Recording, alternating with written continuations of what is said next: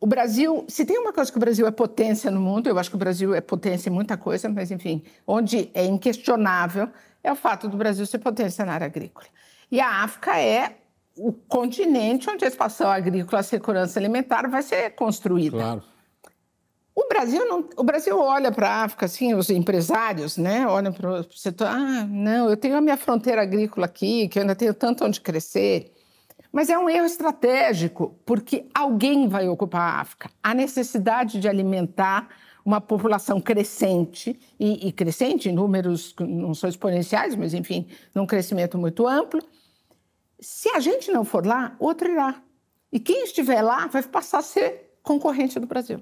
E o Brasil vai ser pequenininho, perto do que está se construindo no continente africano. E a China está indo faz tempo. A China está, mas a China ainda é pequena, o Brasil ainda tem tempo de ir. E quando você fala em Embrapa, a Embrapa é uma potência que ajudou o Brasil. Que ajudou não, que fez o Brasil ser hoje o líder que é. Mas nós temos uma novidade surgindo, que é toda a área de bioinsumos, que está surgindo de uma nova agricultura que vem de um campo expandido, desde os movimentos de pequenos produtores. A agricultura de conservação, ela é algo que a gente pode levar para os países africanos, junto com essa grande agricultura, mas que ela produz a independência da produção agrícola, porque a nossa produção da agricultura grande, né, do agro grande, ele é feito com insumos importados, ele está todo vinculado ao que vem de fora. Pertence a uma cadeia internacional gigantesca. Né? Quando a gente está começando a desenvolver no Brasil a capacidade de fazer uma indústria alimentar, toda essa capacidade autônoma, é isso que a gente pode levar para os africanos. E a gente pode compartilhar com eles não só essa tecnologia que a Embrapa tem, ela é potentíssima, né? Mas não é só a Embrapa. E não é a Embrapa que fez a Revolução Verde no Brasil. Sim. É uma outra Embrapa. Né? E o que é mais, que eu acho que é difícil dos brasileiros entenderem, a gente não tem que levar dinheiro. Tem muito dinheiro no mundo para fazer desenvolvimento agrícola e segurança alimentar.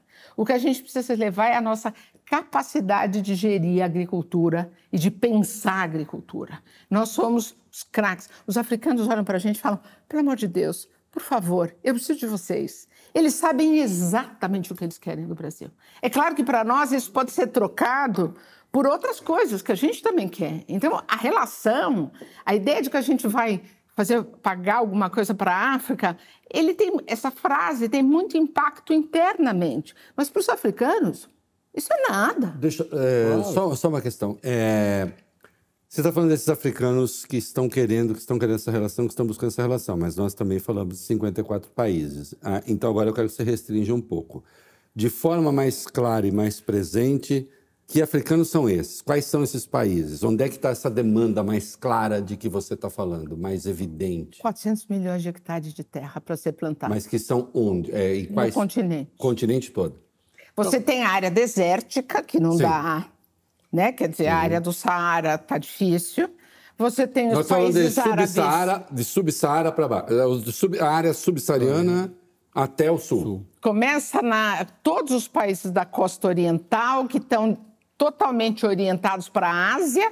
A Ásia, enfim, é preciso ter em mente que em 2100 a África vai ter 4 bilhões e um pouco de milhões, 4,3 bilhões nas projeções, e a Ásia 4,7 bilhões. Sim. Isso faz 9 bilhões num mundo que vai ter pouco mais de 11. Então, o espaço de E a chance de ter uns 2 bilhões de indianos ali, pelo menos, já ocupados. Na Ásia. Então, a África... indianos na África. Né? Pois é. Então, esse espaço de produção agrícola, ele é todo criado para o Brasil. Me permita um contraponto, embaixadora? Diga. Eu entendi muito bem o que a senhora disse sobre a questão... Entendeu ou não entendeu? Entendi muito bem sobre a questão de se rechaçar uma ideia de neocolonização. Mas no contexto da afirmação da independência dos Estados africanos, dos países na África, ainda nós temos brutal instabilidade em muitos países. Brutal instabilidade institucional em muitos. fragilidade institucional em muitos países. Eu acompanhei alguns litígios envolvendo recursos naturais, minerários africanos. Acompanhei como advogado. Pude constatar que os chineses têm uma natural facilidade de estabelecer relações comerciais com a África, porque quando nós falamos de chineses, nós não estamos falando de agentes privados chineses, nós estamos falando do Estado chinês, assumindo os riscos de fazer negócio num ambiente de negócios instável. O Brasil fez uma série de negócios com a África com respaldo, por exemplo, de bancos de fomento, BNDES e do Estado brasileiro, Banco do Brasil. Isso foi vem sendo intensamente criticado por setores da sociedade brasileira. A pergunta que eu faço, no contexto desse diálogo entre vocês, ouvindo esse diálogo entre vocês, é possível fazer negócios com a África nesse contexto de ainda grande instabilidade, de afirmação de independência dos Estados, de afirmação de instituições políticas dos vários Estados africanos, sem uma forte presença dos Estados, desses investidores, e, portanto, sem assumir brutais riscos que só os Estados são capazes de assumir? É esse o ponto. Um agente privado, uma empresa privada, sozinha, sem o apoio do seu país, não é? Numa aventura num país africano pode se dar muito mal. Eu acompanhei negócios, por exemplo, na Guiné, tem mudança de governo na Guiné, uma atrás da outra, nos últimos anos, por exemplo. Né? E em outros países acontece o mesmo. Congo, a Nigéria já teve mais estabilidade, hoje está menos. E assim vai. Eu tive em alguns países africanos bastante estáveis, Tanzânia, Quênia, você vê bastante exército, bastante gente armada na rua. Quer dizer, ainda há uma tensão na África e um clamor por estabilidade política. Isso, obviamente, para o ambiente de negócios é ruim. Ou não? E você está dizendo que os chineses conseguem porque eles... Respaldo do Estado chinês. Respaldo do Estado. Respaldo do bolso fundo do Estado chinês. O esclareceu. É isso mesmo. E, portanto, teria que ter o Estado brasileiro. Claro. Mas aí o liberal aqui, aqueles... Não vai dar dinheiro lá para a África. Como deveria ser, aqueles liberaloides, vem. É isso mesmo. Vai dar dinheiro para os africanos, eu estou precisando de dinheiro aqui. E não está entendendo que, de fato, você precisa ter musculatura para fazer negócio. No mercado, inclusive. Isso. Eu não preciso responder, vocês já estão... Nós estamos batendo papo aqui. Nós estamos batendo papo. Essa é a linha, né? Primeiro, as condições... Irene, eu quero te dizer o seguinte, eu por mim até faria mais, mas aí eu começo a encher meu saco, você sabe como é que é. Eu sei, presidente, eu sei como é que é. Desculpa ter que falar. Há um ambiente difícil, e eu não vou para a área política militar, porque a área política militar, ela ecoa muito, mas ela não é majoritária. As situações de instabilidade política no continente africano são em número muito menor do que a gente tem a propaganda. Então, vamos para uma outra área de instabilidade que é muito relevante para nós. Na área agrícola, os africanos, na grande maioria dos países, eu não vou dizer todos, que eu corro o risco de errar, mas a grande maioria dos países, eles não têm posse de terra, a propriedade da terra tal como nós temos. Então, o empresário brasileiro chega lá e fala assim, mas se eu não posso comprar terra, como é que eu vou fazer investimento? Aí você fala assim, mas como é que os outros todos estão fazendo? Né? Porque você tem, o mundo inteiro está vivendo naquele regime jurídico e está fazendo. Só que a gente não consegue pensar fora da nossa caixinha. Isso parte de um processo, isso requer um processo de informação do nosso empresário, das nossas classes econômicas, das nossas elites, sobre como é que dá para se fazer alguma coisa no continente africano. Nós não queremos que eles... eles têm que... Por exemplo, o Banco Mundial fez um grande esforço para tentar titularizar terras. O Senegal foi o país onde talvez isso se espalhou mais, mas titularizaram uma quantidade mínima, porque eles querem comprar terra. Os americanos queriam muito essa ideia de comprar terra. A gente pode pensar um sistema diferente. Mas, sem dúvida, é muito importante que o empresário, que o agente acadêmico, o agente cultural, ele vá com a mão do Estado, porque o espaço é muito novo para nós. A gente tem que fazer a aposta política, a reflexão estratégica. Eu sou uma pessoa que pensa que o Estado tem um papel no planejamento.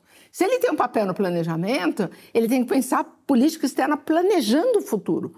E o continente africano não sou eu que digo, é a literatura que diz, é o continente de referência da expansão do sistema internacional no século XXI. Então, se o mundo está dizendo isso, como é que nós vamos ficar aqui esperando que seja o setor privado a achar oportunidade?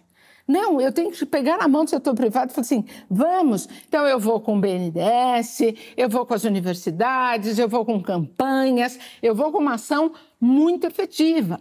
Só que aí a gente tem que a gente começa a entrar num ponto que são onde estão os agentes contra.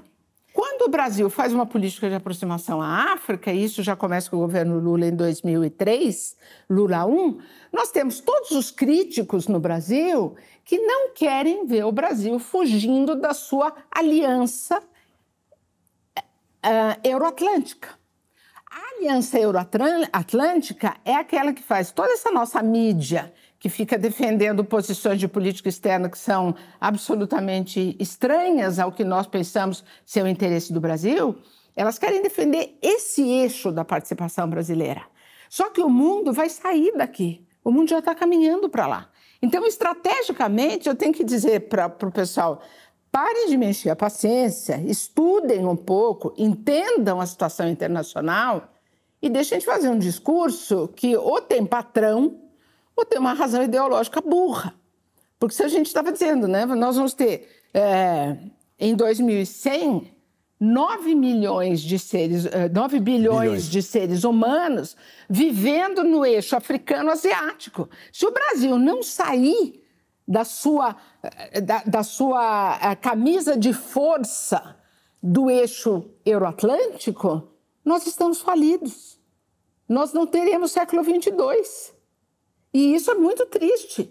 Se a gente pensar que em 2100, uma criança que nasça hoje, ela vai ter 75, 76 anos, eu tenho a responsabilidade de produzir um país para essa criança. E esse país tem que passar pela África, tem que passar por uma nova composição do sistema internacional, onde as alianças não são o bipolarismo que hoje os nossos, enfim, anciões, ou sei lá, que pensam que como é que a gente vai fazer, né?